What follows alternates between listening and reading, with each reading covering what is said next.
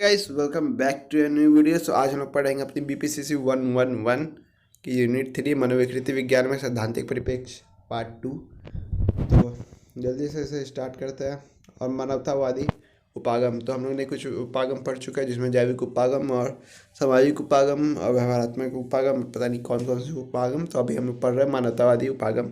तो मानवतावादी परिप्रेक्ष्य मनुष्य की अच्छाई, रचनात्मकता और स्वतंत्रता की क्षमता पर बल देता है। अच्छाई, रचनात्मक और स्वतंत्रता की क्षमता पर बल देता है। यह मनुष्य में आध्यात्मिक, तर्कसंगत, उद्देश्यपूर्ण और स्वायत्त प्राणी के रूप में देखता है, जिसमें सकारात्मक और स्वयं सिद्धि तरीकों से विकसित होना की असीमित क्षमता है। इस सिद्धांत में मुख्यतः मानवीय मूल्यों, व्यक्तित्व और विशिष्टता की प्रधानता होने की के कारण इस सिद्धांत को मानवतावादी सिद्धांत मिला। मानवतावादी सिद्धांत नाम मिला। क्यों मिला? इस सिद्धांत में मुख्यतः मानवीय मूल्यों, व्यक्तित्व और विशिष्टता की प्रधानता होने के कारण। ठीक है, तो अचेतन प्रक्रियाओं और अतीत के कारणों पर कम ध्यान केंद्रित करते हुए इसमें सचेतन प्रक्रियाओं को प्रस्तुत करने पर अधिक ध्यान देता है और उत्तरदायित्व आत्मनिर्देशन के लिए सब मानव में अंतर्निहित क्षमता पर बल दिया जाता है। मानवतावादी सिद्धांतकार मनुष्यों को समग्र रूप से देखते हैं और यह मानते हैं कि फ्रायड द्वारा प्रतिपादित आदिम उपदेशों की तुलना में व्यक्तित्व विकास के लिए समृद्धि, गरिमा और आत्मनिर्णय हेतु किए गए मानवीय प्रयास अधिक महत्वपूर्ण है। इस तरह मानवतावादी परिप्रेक्ष्य के साथ फिर से आत्म पर ध्यान दिया गया कि आत्म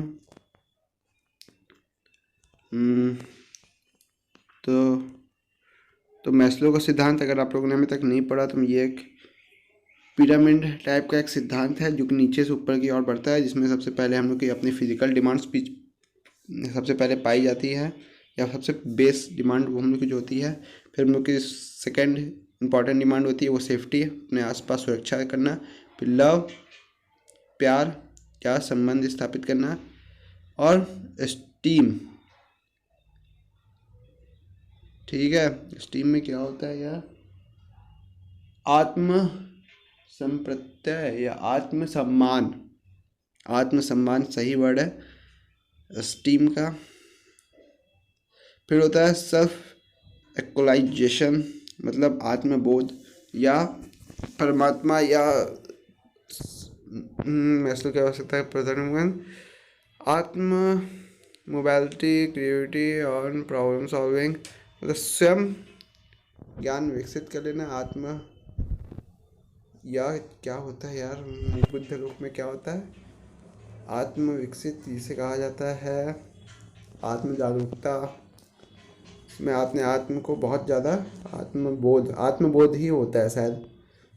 ठीक बोल रहे हैं, आत्मबोध होता है। तो लास्ट में का वही होता है जिसमें हम लोग जैविक कार्बन में अपने आत्म से लास्ट में एकदम सबसे उच्चतम स्तर होता है शांति, अपने पूरी आंतरिक शांति, आत्मबोध प्राप्त कर लेना, प्रॉब्लम सॉल्विंग, हर चीज़ों को स्वयं से ही समझना, बुझना और सॉल्व करना।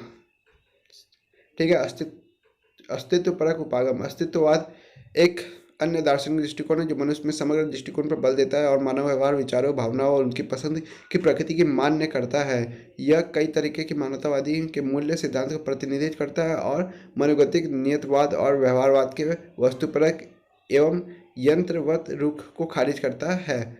उदाहरण के लिए यह दुनिया में अपने लिए अर्थ और उद्देश्य को परिभाषित करने और खोजने के लिए मनुष्य की आवश्यकताओं और क्षमताओं में विश्वास करता है। यह मानववाद से इस अर्थ में भिन्न है कि इसमें स्वतंत्र इच्छा, पसंद, स्वतंत्रता, आत्मनिर्णय, शून्यता और मृत्यु दुश्चिंता पर भी इसमें अधिक बल दिया जाता है। इसका मुख्य ध्यान व्यक्ति और पर्यावरण में सामाजिक बाधाओं को ऊपर उठने और स्वतंत्रता का प्रयोग करने की उनकी क्षमता पर केंद्रित है। अस्तित्ववादी मुख्य रूप से सात्र कीकेगार्ड, मार्लेव पोंटी, कैमस बाउंस और फलाना और ऐसे ही विभिन्न अन्य विचारकों को दार्शनिक विचारों और लेखक से जुड़ा हुआ है। अस्तित्ववादी के कुछ मूलभूत विषय अस्तित्व सार से पहले है अर्थ और मूल्य, वेदना और दुर्चिंता, अनिश्चितत्व और शून्यता, मृत्यु, अलगाव और मन मिटाव। लंबी चौड़ी बकवास है। इसका फर्स्ट पार्ट ज़्यादा इंपॉर्टेंट है। पारिवारिक और सांस्कृतिक उपागम, जिसके द्वारा हम लोग सीखते हैं और चीज़ों में हमारे बदलाव होता है। हम सभी अनुभवों से सीखते हैं जो बाद में जीवन को समझने में हमारी सहायता करते हैं और कुछ चुनौतियों का सामना करने में हमारी सहायता करते हैं। जिन अनुभवों के बारे में हम बात कर रहे हैं वो अपने घर और अर्थात पारिवारिक परिवेश, माता पिता, दोस्त यार, घर में दादा दादी, चाचा चाची, ताऊ, ये सब, अप्पी अम्मी, अब्बू, खाला, ये सब द्वारा सीखना होता है। समाज में हम रहते हैं जिनमें संस्कृति का हम हिस्सा बनते हैं। धर्म बाहरी दुनिया में हमारे संपर्क में आ सकते हैं, जैसे कि हमने पिछली इकाई में आनुवंशिक वंशानुक्रम के बारे में चर्चा की है। और हमें सामाजिक सांस्कृतिक विरासत प्राप्त होती है जो सामाजिक विकारों का उत्पादक है। मतलब वो सभी चीज़ जो हमारे आसपास स्थित है, पारिवारिक और दोस्त यार, टीचर्स, शुरुआती अभाव और आघात, ये सब चीज़ें हम लोग कितनी बार पढ़े हुए हैं। ठीक है, पर्याप्त पालन पोषण शैलियाँ, कुछ गलत अनुभवों से और गलत तरीके की पालन पोषण तरीक़ों से बच्चा भटक सकता है और किसी भी तरीके की गलत भावनाओं और विचारों और संगत में जा फंस सकता है, जिसमें पालन पोषण की शैलियों का प्रकार होता है। कुछ अच्छे होते हैं, कुछ फ़ोन के चक्कर में आप तो लगे पड़े हैं। और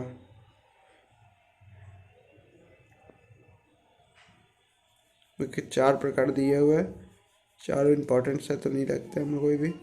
वैवाहिक कला और तलाक, जिससे बहुत सारी प्रॉब्लमें होती है बच्चों पे भी और अलग अलग तरीके से भी। इनमें बच्चे ड्रग्स और मादक पदार्थ लेना स्टार्ट कर देते हैं, नशीले पदार्थ, दम मारो दम। निम्न सामाजिक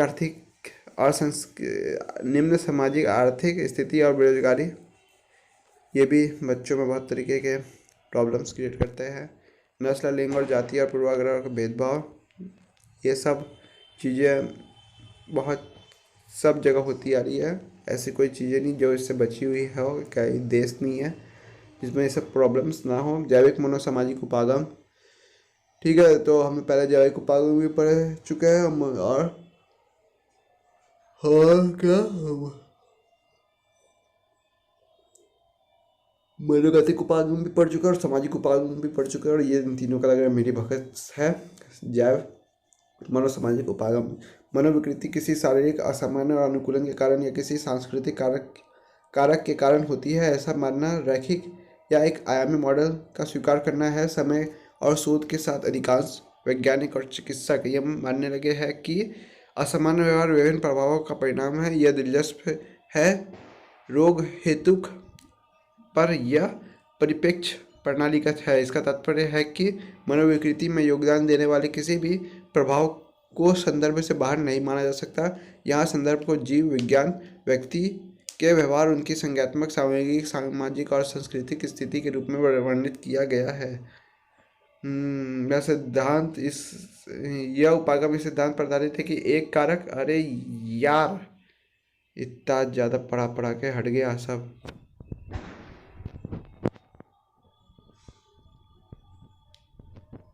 अस्तित्व परक पढ़ा चुके थे।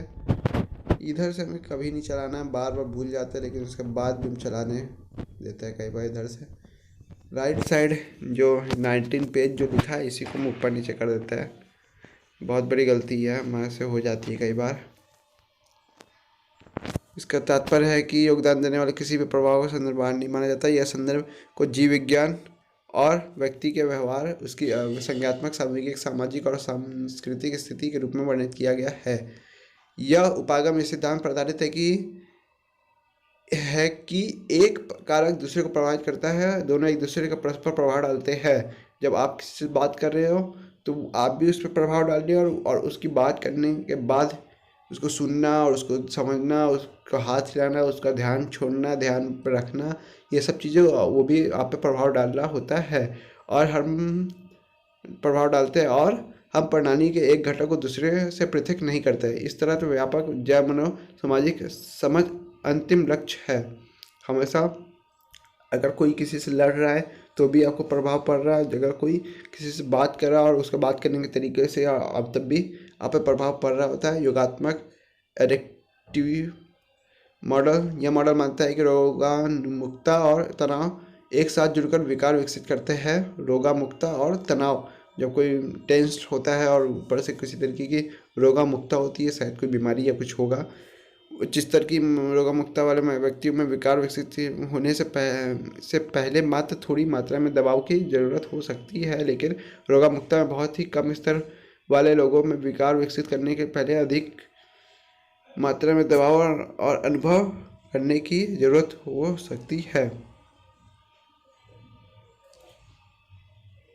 इंटरैक्टिव मॉडल, ये मॉडल मानता है कि कुछ मात्रा में रोगामुक्ता जरूरी है और दबाव के किसी भी प्रभाव से पहले यह मौजूद होनी चाहिए। रोगामुक्ता, इस तरह बिना रोगामुक्ता वाला व्यक्ति किसी भी विकार विकसित नहीं करेगा, जबकि रोगामुक्ता वाले व्यक्ति में दबाव के स्तर में वृद्धि के साथ विकार विकसित होने की संभावना अधिक होती है। ठीक है, तो हम लोग अब नया चैप्टर स्टार्ट करेंगे। तो जैसे कि हमने हर बार बोलता है कि आप लोग को वीडियो को लाइक, डिसलाइक, चैनल को सब्सक्राइब और मुख्य तौर पे कमेंट करना है। किसी भी तरीके के राव सुझाव और वीडियो कैसा लगा है, कैसा लगा आप दे सकते हो, ये आपका हक है, तो दिया करो। और वीडियो को लाइक, डिसलाइक और चैनल को सब्सक्राइब और बेल आइकन बटन को प्रेस कर दिया करो, जिससे कि मुझे बहुत ही अच्छा लगे और मुझे अन्य तरीके के वीडियोस और डालने में मज़ा आए और मैं आगे भी ऐसी फटाफट वीडियोस डालता रहूँ। So thank you for watching guys. मिलता है नेक्स्ट वीडियो में।